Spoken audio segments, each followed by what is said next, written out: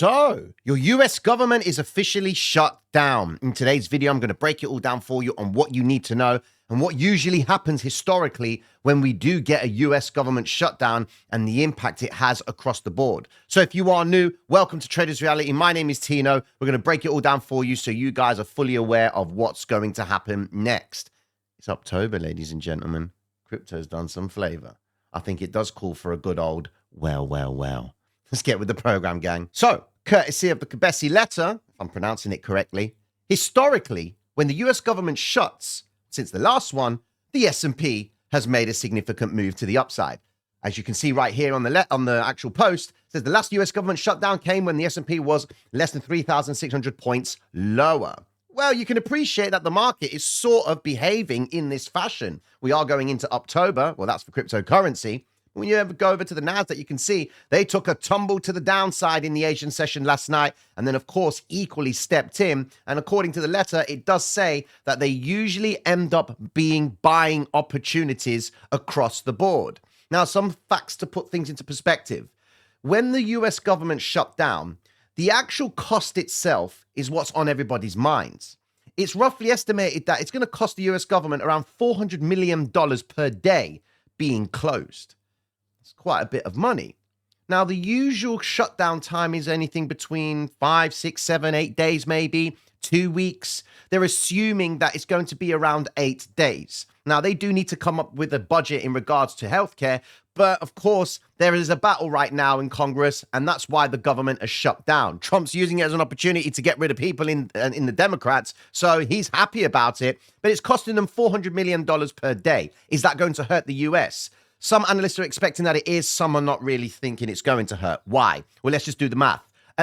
On the assumption that they do actually close for the full 2 weeks, okay, at $400 million per day, that's roughly around $5.6 billion. That's 0.1 to 0.2% of the GDP. So is it going to impact the economy? Not at all. Imagine that. You're closed for business, $400 million a day loss in compensation, and it's not going to hurt your economy at all. I mean, 0.1 to 0.2% effect on the GDP. Well, ladies and gentlemen, the last projection for the GDP was 3.3%, and it came in at 3.8%. Shave that off a little bit, you're still above the expectation of what the previous reading was. So Donald Trump sees it as, all right, it's going to cost us $5.6 billion to make sure we get this order passed through. Happy days. Brilliant businessman. He knows the bigger picture of everything. Some of you might beg to differ, but $5.6 billion to the US is not that much money, given that last month they spent $374 billion more than they should have, which was 7% of the GDP itself. That's a little bit of a problem. The only problem that we have with the US government shutting down is the Bureau of Labor and Statistics have stated that they're not going to be releasing the key data that is required for investors to understand where we are in relation to interest rates. You can see here it says US stock futures and treasury slipped as the first government shutdown in nearly 7 years began, disrupting one of the nation's biggest employers and threatening a temporary blackout in economic data. What data? Well, we're looking for the non-farm payrolls and, of course, the unemployment rate. This is going to set the tone on where we are with the interest rates. The good news is when we go over to the actual FedWatch itself, and remember, FedWatch, 28 days, FOMC, ladies and gentlemen, we're effectively waiting to establish where we are with the next rate cut. You can see here that they are expecting that the rates are going to get cut by 94.6%. So if they're concerned that they're not getting the data, the expectation is that we are going to get an interest rate cut regardless, which would then make sense as to why everything's going up. Speaking of which, gold. Hey, nice little move to the upside. Just be careful, guys. If you're going to go and buy yourself some jewelry right now, those jewelers are going to be ripping it apart, and they're going to take advantage of the fact that gold's going up. Ladies and gentlemen, you should have brought that ring a long time ago, especially when we were saying that gold was, at $1,900 an ounce, when we were saying it's going to $3,000. It's going to cost you a penny or two. But if you're currently sat on gold, you are sitting very nicely. Of course, China's demand for bullion right now is soaring through the roof. That, of course, means that gold's price is going to continue higher. Not just that, ladies and gentlemen. Silver. Silver is pumping up nearly to our projection of $50 an ounce, and it's currently trading at $47 an ounce. Wait there. We've also got platinum doing very, very well, holding out its highs. More importantly, commodities such as oil. What's that doing? Oh, it's going down. Well, that's great news. Oil down, stock market fundamentally pumps up, especially the S&P, because the S&P is made up of a lot of transportation stocks. And if oil is cheaper, that means those guys don't have to worry about the cost of moving their business around because they don't have to pay much in terms of oil's price. Now, with that being said, gas.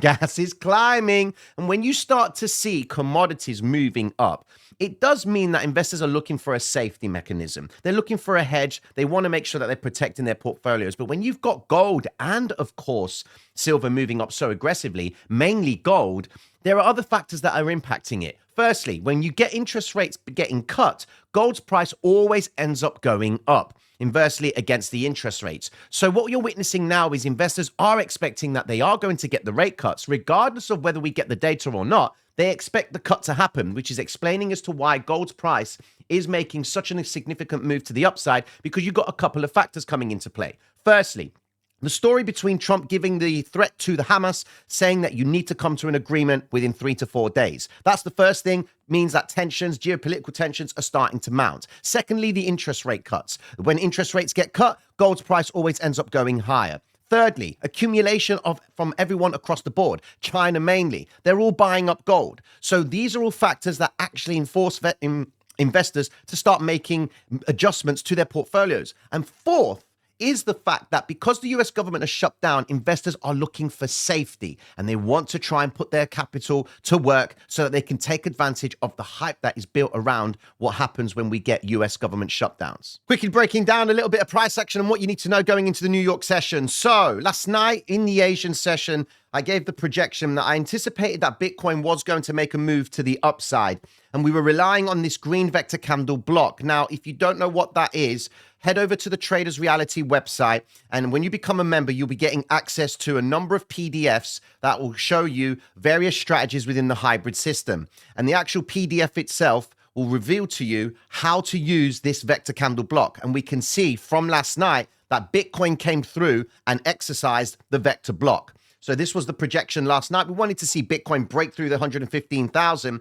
And of course, we weren't really too keen on the idea of, well, clear on the idea of when the actual shutdown was going to happen. But the anticipation was that we were expecting Bitcoin to break out to the upside, because in the video itself, we were talking about the number of offers that were being accumulated at the top side of the range for Bitcoin. This is important. When you see the offers developing, it means that there is an interest to offload some Bitcoin. And the book itself can then gravitate towards those levels and thus create the illusion that everything is starting to mark up. Or in other words, people are interested in offering. That means they want to sell their Bitcoin, and they can only do that when participants are coming in and aggressively picking everything up. Now, remember, cryptocurrency has been hyped up about October. So of course, everything is now working out exactly the way they wanted it. Going over into price action, you can see Bitcoin has just done it. And there was the exercise of the vector candle block. You can see right there.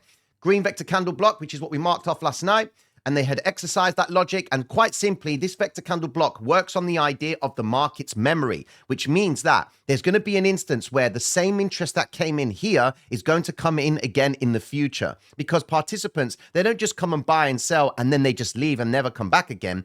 Certain price points do trigger certain orders and participants to get involved and start trading on Bitcoin. And you can see here that they followed through and held at the top side of the vector block, which gives you the idea that price is favoring to mark higher. We had the whole number principle, 115,000, and they had broke through that range, and now they've just sailed all the way through towards 116,000. Going over into the order flow to break it all down for you, just quickly have a look at Bitcoin at the time right now, and you can see that we've eaten, look at all those offers, so lots of liquidity is coming into the market, and there's a lot of participants that are selling as well. You can see 6.68 million right there. Going up a little bit further, you've got another topside sell zone of 9.69 million as well. But here is where it gets a little bit interesting.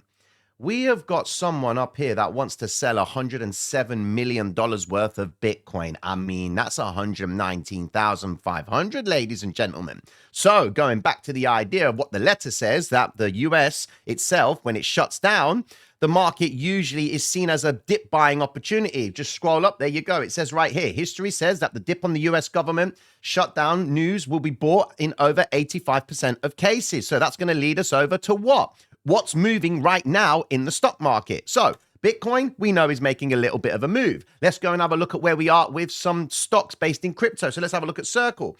Circle right now, where are we at with it? Here we go. Right, so in pre-market, or let's have a look at bullish. Pre-market, bullish is up 0.46% to $63.90. Okay, that's happy days. Going over into Circle in the pre-markets, that's up already 1.43%, up nearly $2, man. Look at that. That is wonderful. So Circle's doing absolutely great. And by the way, check this out. Told you. I'm telling you. Circle is doing business. That's why we're buying this stock. USDC issuer partners with Deutsche Börse for Europe stablecoin adoption. When you understand that a business, it's a once-in-a-lifetime opportunity, in my opinion. When you've got an IPO that is aggressively going out there and trying to merge relationships with various vendors and companies and businesses, you can appreciate that it's only going to be benefit for the share price. Going into it all, you can see right now we've got 132 funds playing Circle. Quite frankly, that's not that much, and there is potential for more to come into play. But you can see that Circle is doing big things right now, and it's getting into bed with a lot of participants for expansion of what? Their business, their shareholders. To add more weight to it, Metaplanet buys another $615 million worth of good old Bitcoin. Now it's the fourth largest provider, holder of Bitcoin. Going over into BlackRock, having a look at where those guys are. I mean, we've seen quite a bit of Ethereum being purchased. They sold a bit, and now they've bought a bit more. And we've had quite a bit of Bitcoin coming into play. Only small increments of 100 in comparison to the 300 that they're normally participating in. Quickly going over into the ETF balance itself just to see where we are with everything and looking at the inflows and outflows. Currently sat at the 768,285 balance itself. I mean, it's not really moving because they have been selling and buying and what have you. But we're seeing positive activity on the ETF overall. We can see right there, the top side, yesterday, they did pick up 1.75K of Bitcoin. So we did see a lot of accumulation in terms of the ETF itself, which is good news. And you can appreciate now that Bitcoin, it's just still going to keep marking up. But I will warn you, a lot of people now coming to the charts and like, oh my God, Bitcoin is moving up. Here is a little bit of a word of warning. Check this out. In front of you is the liquidations chart for Bitcoin. And you can see that short sellers have actually paid the price, okay?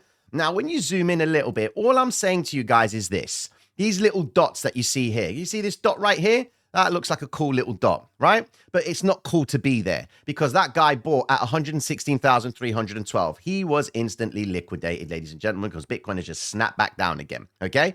You really want to be buying on the assumption of price is going to come up in the future. You don't buy when price is rising already and it's already at highs. You got to give it freedom to come back down again. Even these guys here with these little green dots, they're buying and it's going up. If they're not taking profits, then they're going to end up giving it back. And you can appreciate Bitcoin has moved up to only come back down again. So just be very careful when you're looking at the charts today because we still have the New York session and we still have the data to come out beforehand. And then we also have the ISM PMI coming out at 3 p.m., which if it does come in higher than 49, it means that it's expansion in the US manufacturing sector. But if it comes in below as a contraction and stays below 49, then that means that the economy could actually be suffering right now. And remember, the ISM manufacturing PMI is positively correlated to the purchasing index, which is very important, to the M2 money supply. Why? Because the M2 money supply is the perception, the potential purchasing power. Remember that. It's the potential. So as much as we're looking at the M2 money supply and seeing that it's going up, now Bitcoin's price is going up. Well, whilst the M2 money supply was moving up, Bitcoin was pulling back. So people were making the distinction like, hold on, why is it not coming into play yet? Well, now it is, but it's only been stimulated off the back of the fact that the US government has shut down. So just be very mindful of the fact that Bitcoin is pumping and it could probably continue to make this move to the upside, but just make sure that you're buying on the retraces, buy on the dips, okay? Because if you're buying at these high points because you're scared you're missing out on something, well, ladies and gentlemen, you're going to be this dude right here that bought at the highest point of a range, and then he's going to be sat there scratching his bald head like me, where I'm like, hold on, why would you be buying there? Wait for it to pull back, let them collect the bids. Go and have a look at the bids, and you can see here, bids are starting to come into play. Look at that. See those bids? Someone wants to buy $8.16 million worth of Bitcoin on the drop, 115,198, which basically means that if the proof of the move says that Bitcoin's going to continue higher, then they're going to bring it down, buy some more, and then offer it out to the upside again. Just to give you a quick update on my positions, of course, in bullish, I'm not really seeing that much activity just yet, but we know that bullish is going to be trading positive at the open. If cryptocurrency is going to be moving up aggressively, then usually cryptocurrency stocks move up as well. you can see it's already up by 0.46%. So I'm expecting that bullish is going to start making a little bit more of a move to the upside today and try and finish off this gap right here. But also, if we just go into it, my circle position itself is going to end up being positive because circle itself is currently trading positive by 1.46%. There we go. Yeah, 1.64%. So I'm going to see some gains on that. Yesterday it was at around $200 plus. So I'm going to see some return on that. But again, it's a long-term play that I'm playing on this platform here with BTCC. And with BTCC, you can buy stocks, tokenized stocks. All you need to do is go to the markets, click the market section, go across over here where it says tokenized stocks and commodities, and you can trade the NASDAQ. And I've got my favorites here. I've got Meta, I've got Tesla, I've got Coin, Oracle, MicroStrategy, Google, Circle, Bullish. They're all on there, and Riot and Intel, Silver. And you can trade all of those all on the BTCC platform. And if you join BTCC, check out the link. It's in the description where you get the benefit of 10% deposit bonus on anything just within 100,000. So if you deposit anything up to 100,000, you get 10% on top of it, okay? And you don't need KYC or VPN to use this platform. But for me, this platform gives me the freedom to effectively hedge because I can trade Forex right there. I can trade crypto and I can trade tokenized stocks and I can also trade the indices. And my recommendation to you is this: get familiar with trading the S&P and the NASDAQ, okay? Because they do move faster than crypto overall. Today, you've got Bitcoin making big moves. And of course, let's go and have a look at Solana and Ethereum. You can see they're just absolutely smashing it. But when crypto moves, it moves. But there are most of the time, it doesn't really cover that much of a range. But you can appreciate that the NASDAQ itself, when it does move, it moves pretty aggressively, ladies and gentlemen. They've done little nice V-shaped reversals. It always works out and it does trade very, very well. They call it crack for traders. They call it the widow maker. But if you're not married and you don't take drugs, then you're all good, ladies and gentlemen. That means you can just bypass any of the issues that NASDAQ does bring you. If you're going to trade NASDAQ, the ticker symbol for it is Tech 100 right there. It says Tech 100 USDT. With that being said, as we head into the open of the New York session itself, the market is going to be pricing in the idea of the ADP non-farm and, of course, the ISM manufacturing data. Now, what's important is we need the ADP to suggest that the labor market is showing weakness. We need negative readings. Equally, we need the ISM manufacturing data to come in showing a contraction. That means it needs to be below 50. They are projecting 49. So the lower that reading is, the better it is for investors to assume that the interest rates are going to get cut again in October. We need the US economy to show it's breaking down, and we need the labor market to show that as well.